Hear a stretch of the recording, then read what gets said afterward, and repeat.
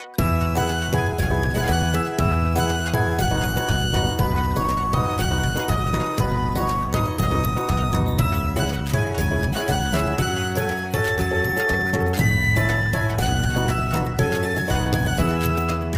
एक अगर तुम पेड़ लगाओ तो तुम बाग लगा दोगे। एक एक अगर तुम ईंट जोड़ो तो तुम महल बना दोगे। एक एक अगर तुम पैसे जोड़ो तो बन जाओगे दौलतमंद।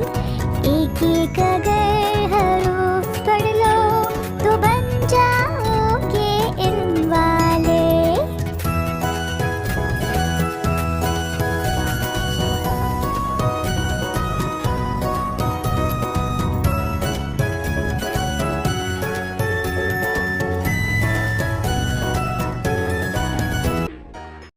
अगर आपको वीडियो पसंद आया तो सब्सक्राइब करना मत भूलना।